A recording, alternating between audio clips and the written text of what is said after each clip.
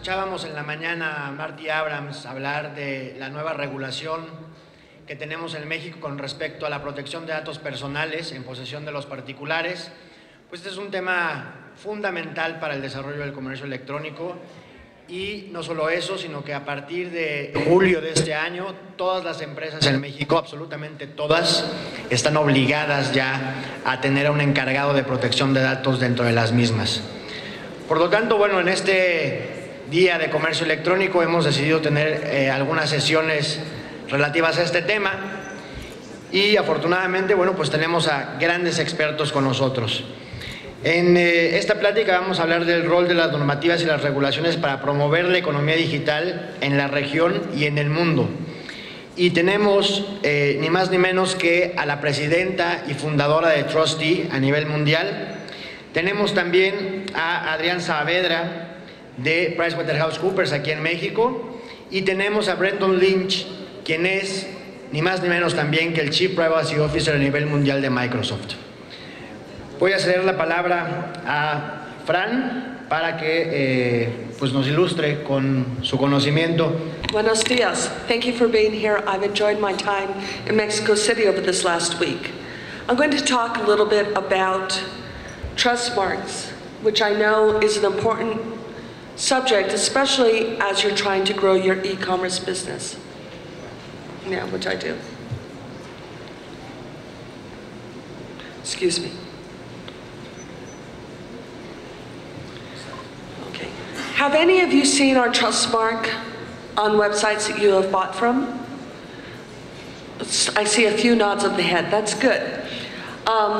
We have about 4,500 websites that carry our seal in the United States and in some other countries as well. We were founded in 1997 in San Francisco, and we changed to a for-profit company and changed our structure in 2008, mostly to continue to address the issues of privacy and trust. We work with B2B companies as well as B2C companies, and we have privacy solutions for websites, mobile apps, advertising, and even what is now called the cloud. What do I do next?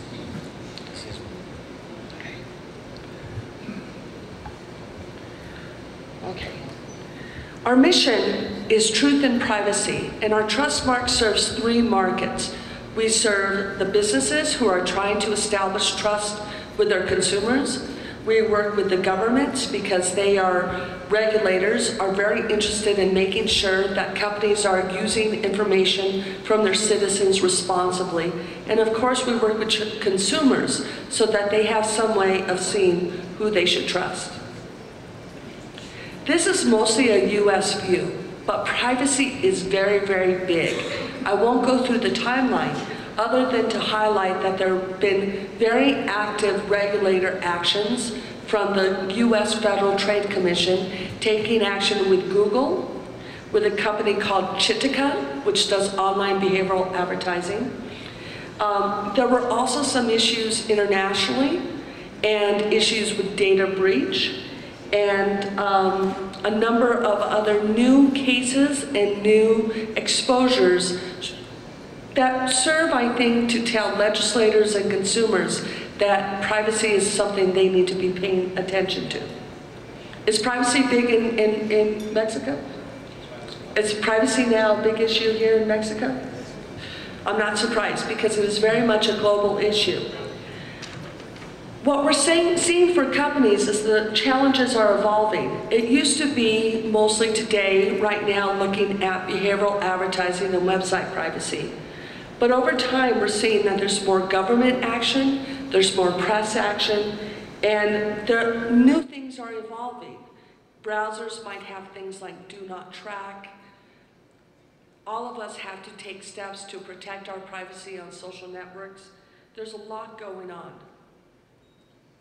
And those concerns have really important world impacts, and I was listening to the presentations earlier. We have learned that 55% of consumers may decide not to use a website or purchase because they're not sure how their information might be used.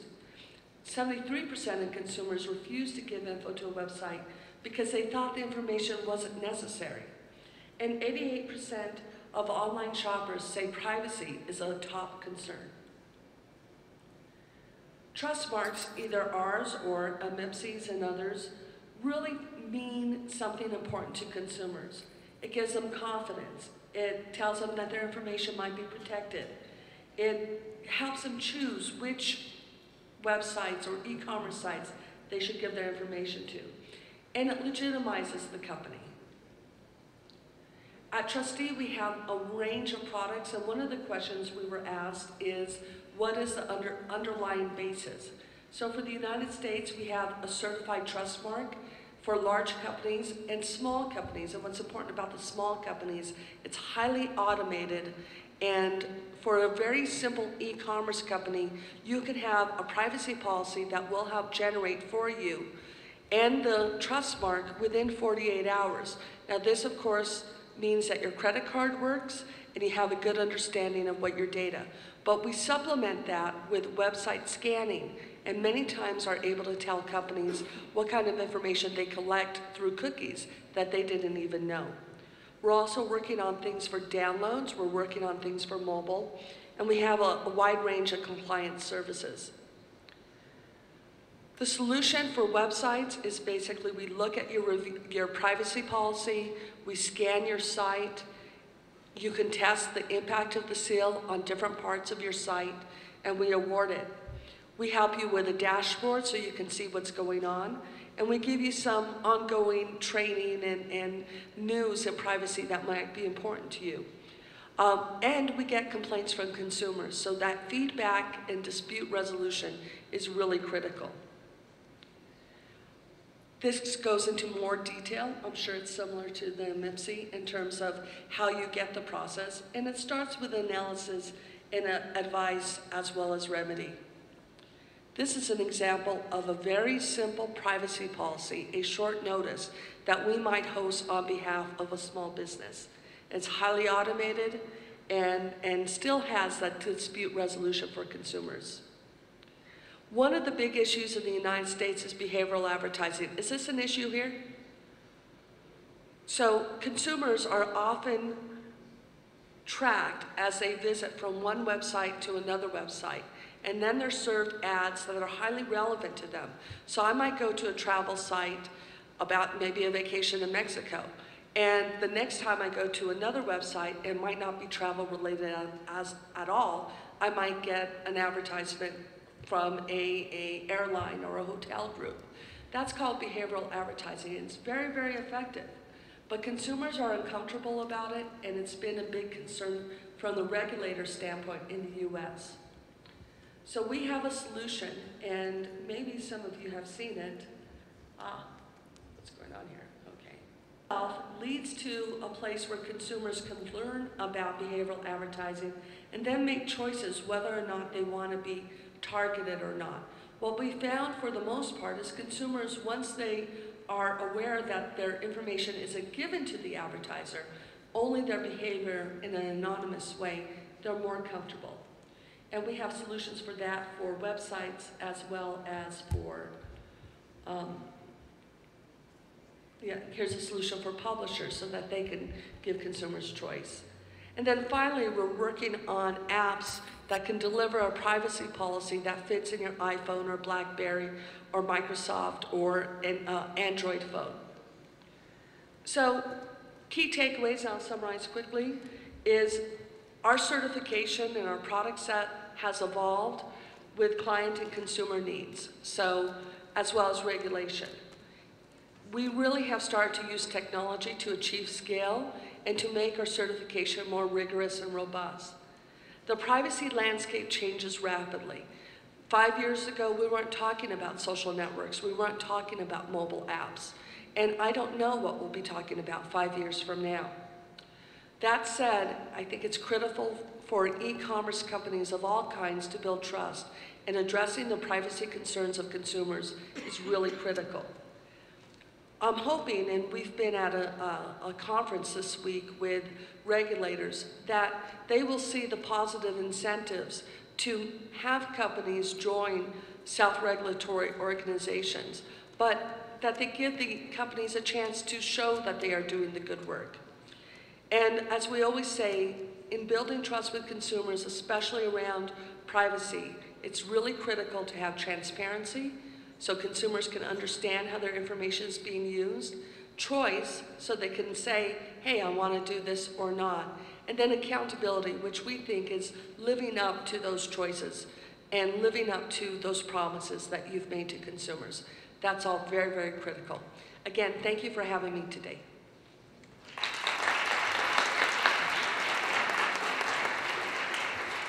Thank you, Fran. Más adelante podremos tener ya una discusión más abierta. Buenos días a todos. Muchas gracias por la invitación. Muchas gracias por estar aquí, compartirnos su tiempo. Vamos a hablar un poquito de los riesgos y las implicaciones que tiene seguridad en cuanto a temas de cumplimiento. Los ataques, hay miles de ellos.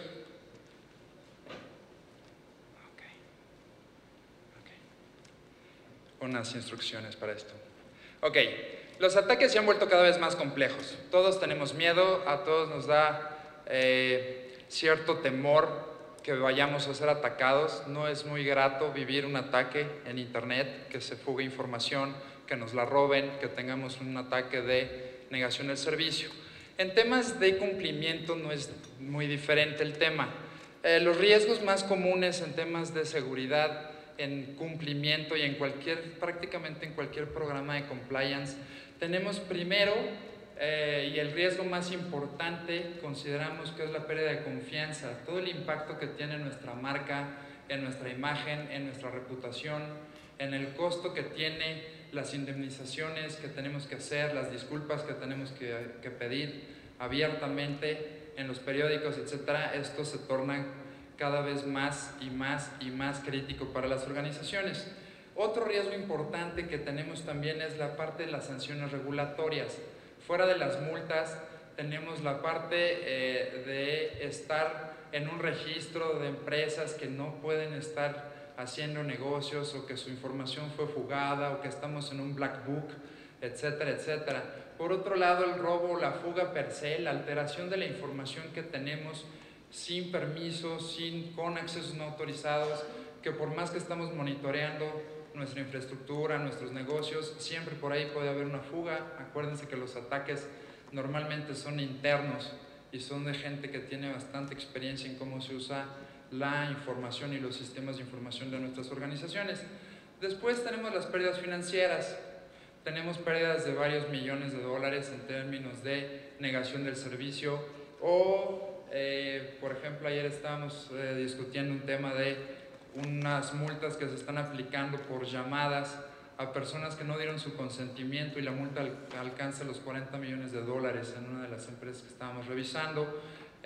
Daños en la imagen, temas que pueden ser muy malignos para la organización. Ahora, en cuanto a temas de compliance, ¿qué implicaciones específicas tenemos de seguridad? ¿Sí? Desde el punto de vista del entendimiento de los requerimientos de la regulación o del cumplimiento como tal, si no logramos si no la leemos, si no la entendemos, si no la discutimos con nuestros colegas, no vamos a poder tener una claridad en lo que estamos haciendo. Por lo tanto, nuestro programa de cumplimiento va a ser limitado, va a tener ciertos huecos, va a tener ciertas actividades que no vamos a considerar, por lo tanto se van a traducir en riesgos más importantes. Vamos a tener un plan que va a estar desalineado con las estrategias del negocio. Por ahí a lo mejor tenemos que cumplir con más de una regulación y entonces vamos a tener problemas y nos vamos a tropezar solitos a la hora de que queramos estar trabajando en la implementación de un programa de compliance. Por último, si no lo entiendo bien, no lo voy a poder hacer mío. Hay muchas organizaciones que al no entenderlo no lo adoptan o lo adoptan como una fase de un examen, como estudiar para un examen y tratar de pasarlo, pero no es así. Tenemos que tener mejores credenciales, más entendimiento para poder tener un mejor programa de implementación y que realmente nos esté ayudando a gestionar esos riesgos. Por otro lado, si una vez que podamos ya entender la regulación, pero si no tenemos la visibilidad de cómo está este ambiente de control que queremos implementar en nuestras organizaciones, otra vez vamos a quedarnos en líneas aisladas, en programas que no van a ser exitosos en el futuro. Vamos a tener por ahí un falso sentido de protección, que es algo muy común. Por ahí se dice que la seguridad es más fuerte en su eslabón más débil, y es realmente cierto.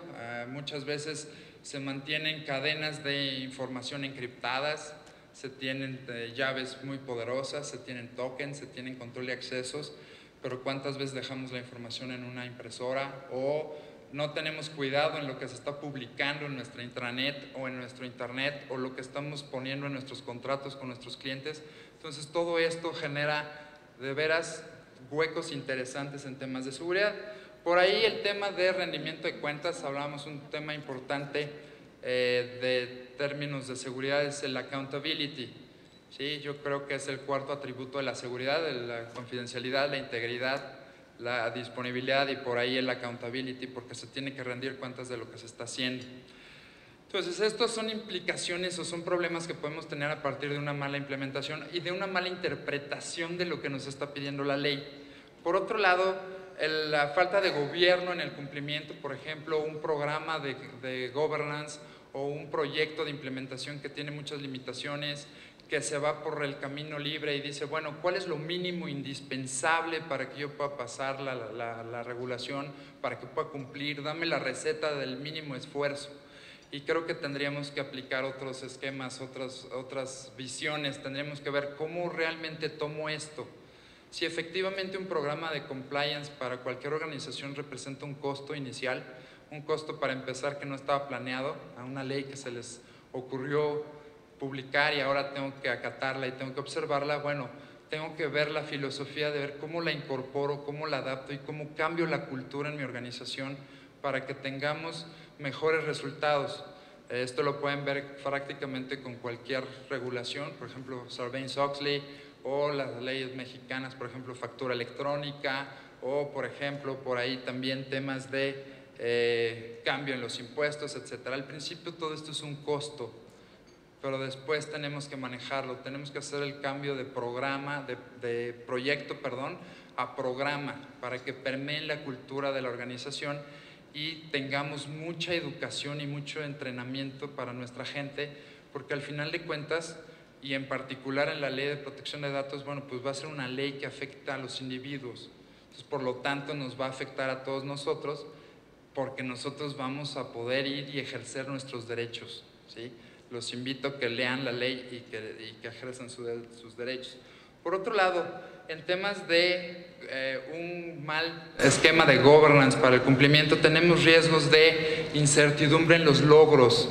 ¿Qué estamos haciendo? ¿Cómo lo estamos haciendo? ¿Realmente estamos obteniendo los candados? ¿Estamos implementando los controles adecuados? ¿Realmente estamos teniendo las políticas y las salvaguardas adecuadas para proteger lo que necesitamos proteger en cualquier esquema de governance o en cualquier esquema de protección de datos, como por ejemplo PCI DSS, que es el estándar de protección de datos para tarjetas de crédito, o Data Privacy Act, o temas de salud, o secreto bancario, o independientemente de todo lo que se conecte con el robo de información y la suplantación o el robo de identidad, que son ataques muy, muy complejos y muy interesantes. ¿Sí? Por último, el tema de la gestión de riesgos. Normalmente, y eso es algo que nos ha tocado ver mucho en el camino, cuando una empresa va a implementar una regulación o va a dar cumplimiento a un esquema y su esquema o su framework de governance o de gobierno interno no considera la gestión de riesgos como parte fundamental del cumplimiento, nos va a dar lo que yo denomino la controlitis. ¿Sí? Vamos a implementar controles por todos lados, no vamos a saber qué estamos haciendo, vamos a poner control del control, nos vamos a proteger de absolutamente todo lo que suceda y realmente ahí es donde estamos perdiendo dinero, ahí es donde estamos perdiendo productividad, ahí es donde estamos perdiendo muchas características y bondades que realmente nos podría dar el cumplimiento adecuado de una regulación siempre y cuando tuviéramos un esquema de gestión de riesgos adecuado. Entonces, ahí es donde nos preguntamos, si yo no tengo los controles adecuados o si la cadena de seguridad se me hace débil a la hora de que transfiero archivos o que contesto una llamada telefónica, entonces ¿dónde está quedando la confidencialidad o la integridad o la disponibilidad de mis datos? Entonces es muy importante que la gestión de riesgos maneje y considere todas estas acciones para que no tengamos estas implicaciones y nos ayude obviamente a dar un tratamiento adecuado a nuestros riesgos. Por otro lado, la baja capacidad de respuesta a incidentes. Si nosotros no podemos saber qué es lo que tenemos y no tenemos una buena práctica de riesgos, entonces no vamos a poder saber cómo protegernos mejor, ¿sí? Yo no puedo controlar algo que no sé a qué está expuesto, no sé si está completo, tengo la información a medias, no tengo procesos robustos, entonces difícilmente voy a poder proteger algo en vías de un cumplimiento regulatorio. Y por último, la pérdida del control sobre lo que se requiere proteger. ¿Sí? Si estamos hablando de datos, en este caso estamos hablando de datos personales y datos personales sensibles, pero como ustedes bien saben, no es el único tipo de datos que manejamos en la organización. Entonces esto puede despegar diferentes iniciativas, diferentes proyectos en la empresa o en la organización, y esto va a acelerar que se muevan a una estrategia o un programa de protección de datos en lugar de solo dar cumplimiento específico a una ley, porque al final de cuentas hay datos personales que no son de tanto foco o no son críticos para la organización, pueden ser sensibles, pero hay datos financieros, datos operativos, datos mercadológicos, datos estadísticos. Entonces ahí empieza a hacerse la inteligencia del negocio y es lo que nos empieza a dar los diferenciadores. En la medida en la que podamos ir cambiando todos esos temas e ir incorporando temas de clasificación de información, temas de riesgos, temas de programas de concienciación, etcétera, etcétera. Entonces en esa medida vamos a poder dar un mejor cumplimiento y evitar ciertos riesgos. Hay algunos que no se van a poder evitar, pero a algunos de ellos se les va a poder dar un buen tratamiento, ¿sí? Ahora, si nosotros estamos hablando de un programa de cumplimiento de una regulación y estamos hablando de un tema de governance, la idea o el fondo que ustedes tienen que llevarse a sus organizaciones es cómo generamos valor. ¿Sí? Les decía al principio que esto genera costos, pero al final de cuentas necesitamos ver el valor. Obviamente ahorita en esta plática nos estamos enfocando al cumplimiento regulatorio, pero después tenemos que voltear a ver cómo está nuestro governance a nivel corporativo, nuestras políticas, nuestro framework interno, cómo están nuestras relaciones con nuestros proveedores, con nuestros clientes, entre otras cosas. ¿Sí? Finalmente, algo que tenemos que considerar para establecer un gobierno de control, tenemos que considerar, framework de governance, hay muchos en la industria, hay muchas definiciones de lo que puede ser gobierno. Lo que hemos estudiado es que tiene que tener por lo menos estos 6 componentes. Tenemos que saber hacia dónde vamos, tenemos que tener patrocinio de la organización y saber cuáles son las directrices, cuáles van a ser las reglas del juego. Tenemos que dar cumplimiento a regulaciones internas o externas. E incluso ahora con el tema de protección de datos tenemos que dar cumplimiento a leyes y regulaciones extranjeras e internacionales.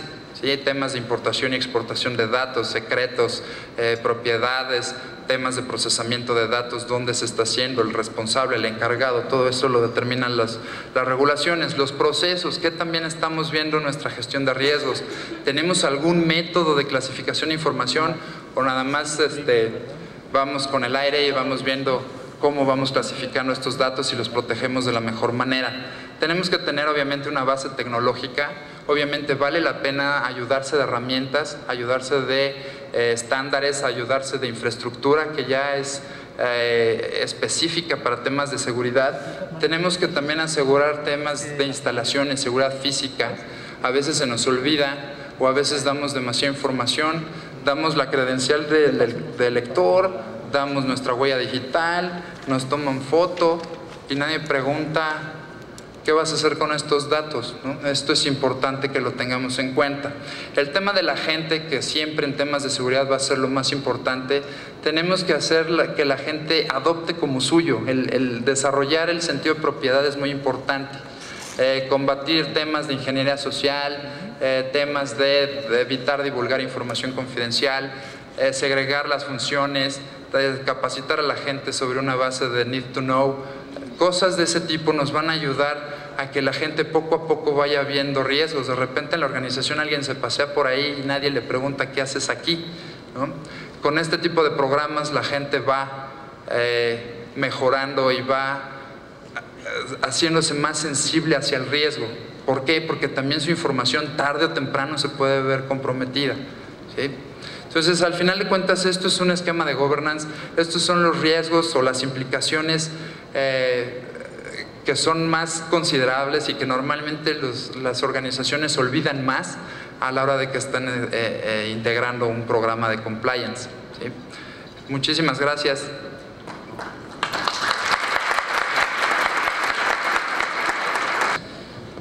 Well, buenos dias, and thank you very much for the opportunity to come and speak today.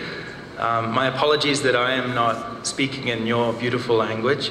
I am originally from New Zealand, and I've only ever lived in the English-speaking world, in London and the United States.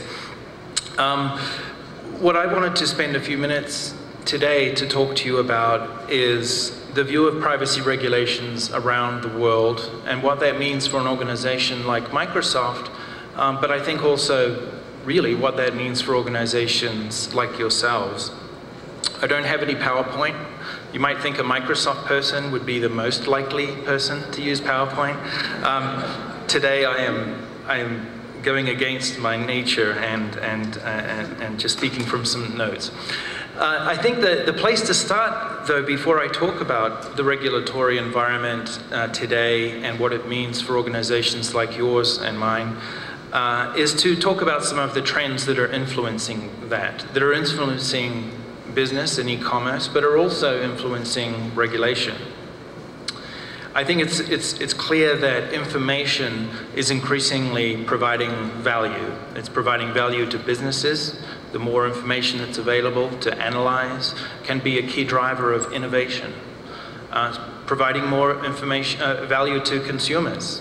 The more that they have information-rich services that may be targeted exactly to the location they're in, it provides much more value to them as well. So it's value to business, value to consumer, and ultimately value to the economy at large.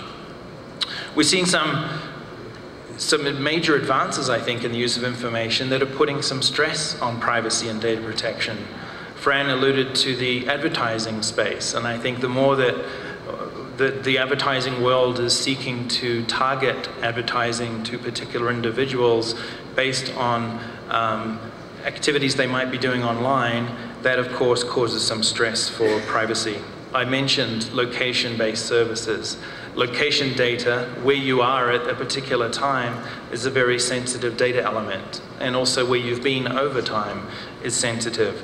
Provides huge value, but also has some privacy risks with it. We're seeing more data flows when we think of cloud computing.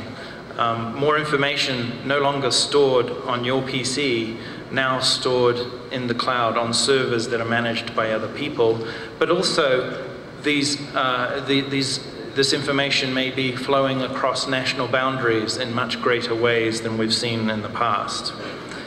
Greater user involvement, social media, people engaging, generating and providing their own content, providing value to them and their social networks and their social interactions, but of course also posing some risks to perhaps their own personal reputation. We're seeing an amazing growth of devices, and I think we're going to see that accelerating, where increasingly all sorts of devices, even your refrigerator at home eventually may have an IP address. It may be connected to the internet and sending some information up. So those are some of the big trends, and these developments are putting some strain on some of the long-standing privacy and data protection regimes that are in place. It's very important for us as organizations to understand these trends and to try and make sure that we address the expectations for privacy and security, not just the legal expectations for privacy and security, but increasingly individuals' expectations. Not everybody moves at the same pace in terms of their comfort with all of this sharing and use of personal information. So I say, as we look ahead, it's going to get more challenging, and it's very important for us all to understand the complexity and the trends. So now let me talk a little bit about how governments are responding to some of these trends and concerns that they are hearing from their citizens around the collection and use of their personal information. First, we're seeing many more countries who perhaps didn't have comprehensive privacy legislation in place to now adopt it. And I think Mexico is a great example of that. You have your new law that is coming into effect in January. And that's moving you into a long list of countries who have comprehensive privacy legislation in place. It's not only going to help, I think, protect your citizens, but it's also going to increase your stature as a global player, as a part of the global economy, and enable you to interact in business in a greater way on a global scale. There's another group of countries that have had privacy legislation in place for some time, and they're now revisiting that. Europe is a classic example where the Data Protection Directive that applies to all of the member states in Europe was in place since 1995. And there's been quite a change in the way things have occurred with the collection and use of personal information in that last 16 years, as you all know.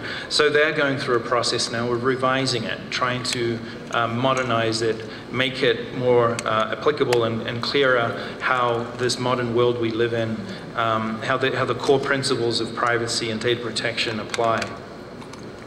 In the United States, there's a lot of privacy laws. But they're quite fragmented. They're either sectoral level laws, where maybe it's around your financial information or your health information, or it's at the state level. And so there's increasing discussion in the United States about having something more comprehensive. With all of this, and I think the major trend I mentioned earlier about data flows increasingly being global and moving across boundaries, the advancement of cloud computing is a big driver of that. Another trend that we're seeing is international collaboration. Efforts to ensure that nations still can put privacy laws in place that make sense for them, for their society, for their culture, but do it in a way that will also interoperate with other countries' laws and enable this commerce to occur on a cross-boundary basis while still preserving what is important to the particular country. We're seeing some regional efforts like the APEC, the 22 countries of the Asia-Pacific Rim region, which of course Mexico is a major player, seeking to align around core principles that they will adopt in their legislation and mechanisms for collaborating on things like enforcement. Because increasingly, when something goes wrong in the system and there needs to be an enforcement action, it's not all contained in one country. They may need to collaborate with their counterparts around the world.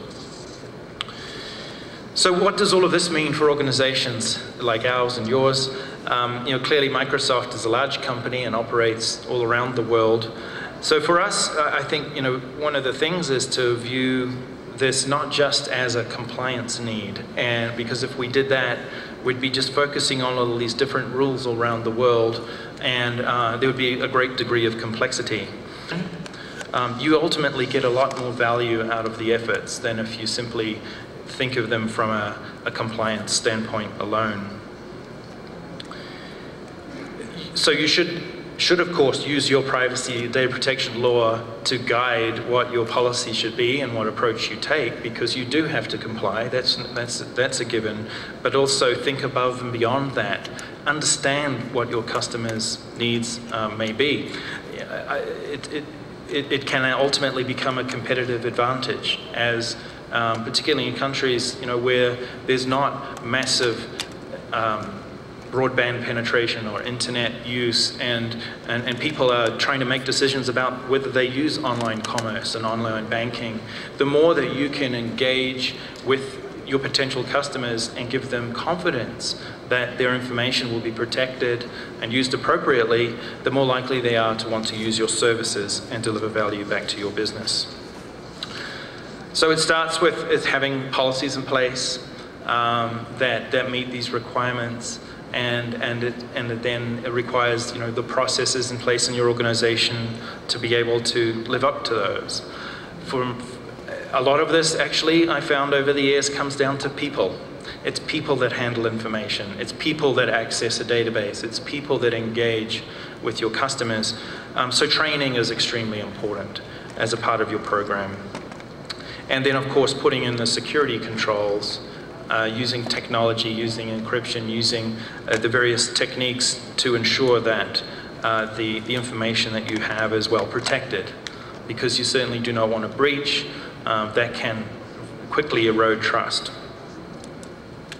So my final point, I think, would be, think of this as an opportunity. Think of the introduction of this new law as not just a cost and compliance burden for you. Think of it as an opportunity to put procedures in place in your organization that will enable you to better understand what your customers need about this. Use it as an opportunity to create awareness to the procedures you put in place, that you are thinking seriously about this, that you are seeking to really provide a good experience for them at the same time as protecting their information. If you take that approach, I believe you'll deliver value not only to your customers and continuing to leverage information to advance your business, you'll also provide that value back to your customers as well, and for the economy as a whole. So with that, I will hand back and we'll go for questions. So thank you very much. Muchas gracias, Brendan. Abrimos un breve espacio para preguntas y respuestas. Siento que nuestros ponentes de habla inglesa traen sus diademas. Pueden formular sus preguntas en español. ¿Quién quisiera formular alguna pregunta con respecto a privacidad y confianza, seguridad para el comercio electrónico? Por aquí hay una.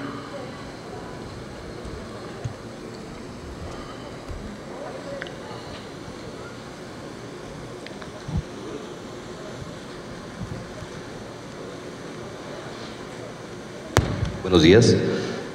Mi pregunta es en relación a la responsabilidad.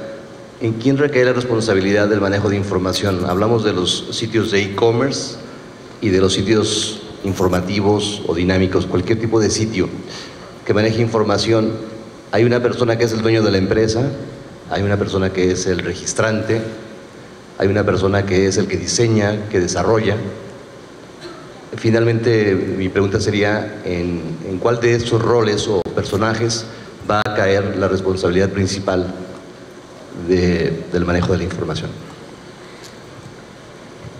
Who would like to start? El micrófono por acá arriba, por favor.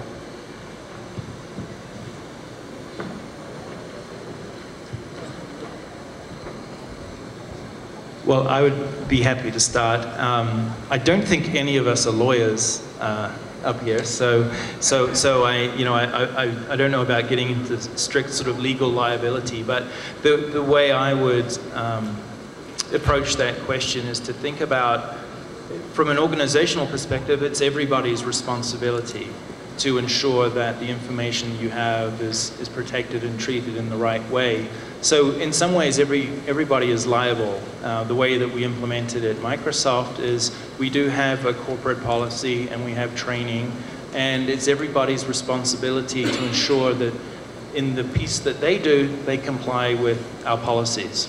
They may be a software designer, and we've given them guidance on here are the things that you need to build into the software to enable privacy, providing notice, providing choice, ensuring that there's transparency in what information is being shared. People who are accessing databases, it's a part of their employment contract that they understand and comply with the policies. So that's from an organizational standpoint. I think things get very complex when you're working with multiple parties, and that could be another angle of the liability question. But I think it's fairly well established that the entity that has the relationship with the individual where they're collecting the information from is ultimately responsible, liable to ensure that that all the right things are happening all down the line. You may be outsourcing to a vendor to process that information at some point, but ultimately it's you that has the relationship with the individual and therefore you need to ensure that that vendor is also complying with your policies. Sure, they may do something negligent and from a legal liability standpoint, they assume some risk as well. But I think if you take it from the customer relationship and trust perspective, it's the organization with the relationship. Ok, muy bien. ¿Alguna otra pregunta? Tenemos tiempo para una pregunta más. ¿No? ¿Ninguna otra pregunta? Si no, bueno, aquí hay otra pregunta. Acá adelante.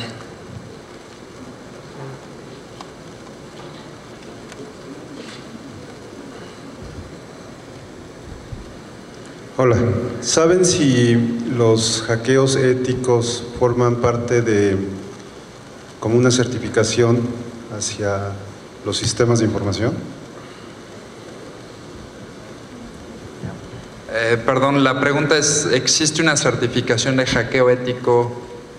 Bueno, sería primero si existe una certificación para comprobar que los sistemas informáticos aprueben y estén conforme a lo que propone el IFAI. Okay, y la segunda, hay un tema técnico que es un hackeo ético, que son procesos para atacar servidores y medir si son lo suficientemente seguros. Entonces, sería como que en dos niveles la pregunta.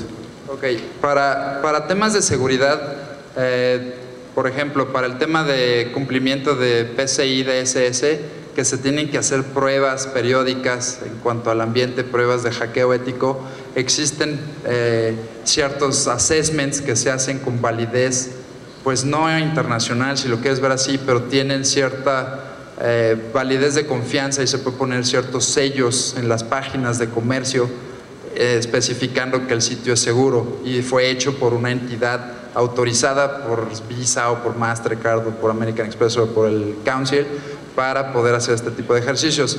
Existen sellos específicos, por ejemplo, hablando de temas de confianza e integridad de procesamiento de datos.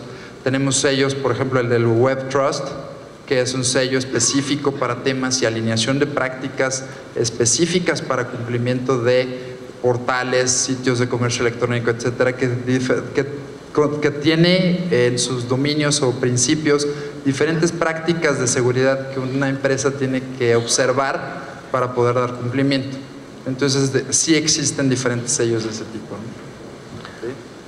Muy bien, pues desgraciadamente ya no tenemos más tiempo para preguntas, sin embargo nuestros panelistas van a estar aquí todavía un rato más.